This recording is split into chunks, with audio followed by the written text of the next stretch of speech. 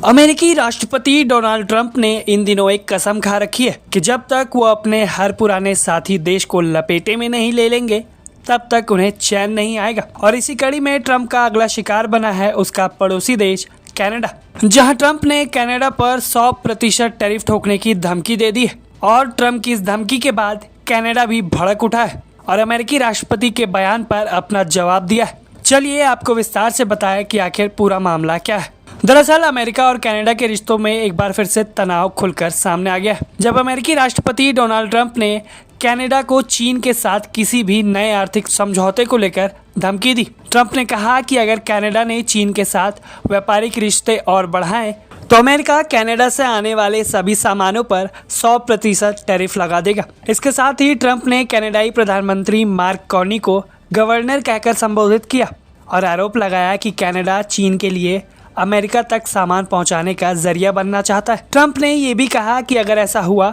तो चीन कनाडा की अर्थव्यवस्था और कारोबार को गंभीर नुकसान पहुंचा सकता है।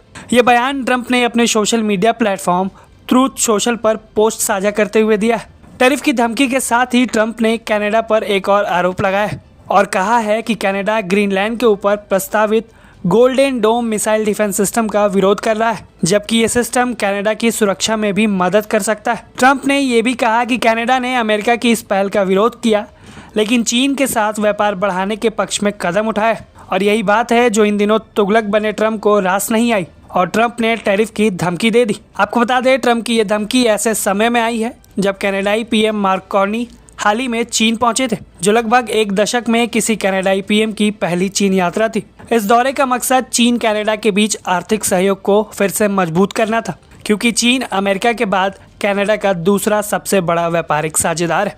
इस यात्रा के दौरान दोनों देशों के बीच कुछ अहम सहमतियां बनी, जिनमें कुछ कनाडाई कृषि उत्पादों पर टैरिफ कम करने और कनाडा में आने वाले चीनी इलेक्ट्रिक वाहनों पर कोटा तय करने की बात शामिल है। इसके अलावा कनाडा में चीनी निवेश बढ़ाने की संभावनाओं पर भी चर्चा हुई।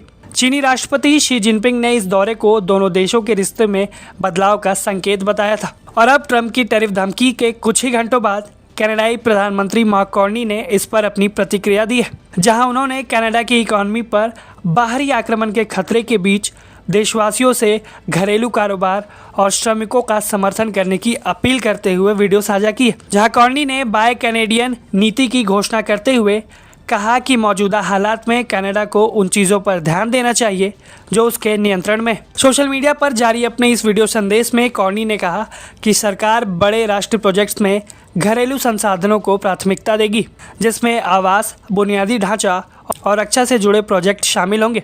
इसके साथ ही उन्होंने कहा है कि सरकार का लक्ष्य कनाडाई स्टील, एल्युमिनियम, लकड़ी, तकनीक और श्रमिकों के जरिए बड़े स्तर पर निर्माण करना है। कार्नी ने यह भी संकेत दिया कि अमेरिका के साथ जारी टैरिफ तनाव के बीच चीन के साथ बातचीत उन्हें अधिक स्थिर और सही लगी, यानी सीधे शब्दों में ज़्यादा फायदेमंद लगी है। और शायद यही वजह है कि कनाडा ने अपने फायदे को देखते हुए अमेरिका को नज़रअंदाज किया और चीन के साथ व्यापारिक रिश्ते बढ़ाने लगा। अमेरिका और कनाडा के बीच इस पूरे घटनाक्रम के बाद दोनों के व्यापारिक रिश्ते तनाव पे आए। एक तरफ अमेरिका चीन के बढ़ते प्रभाव को लेकर नाखुश है, तो वहीं दूसरी तरफ कनाडा अपने फायदे को देखते हुए अमेरिका की आंखों में आंख डालकर चेतावनी दे रहा है। अब ये देखना दिलचस्प होगा कि ट्रंप आगे क्या करते हैं, क्योंकि वो पहले ही अपने पुराने साथी फ्रांस, ब्रिटेन और अब कनाडा से भी पंगे ले चुके हैं। इस खबर पर आप क्या सोचते हैं, हमें कमेंट करके अपनी राय ज़रूर बताएं। ब्यूरो रिपोर्ट, भारत तक।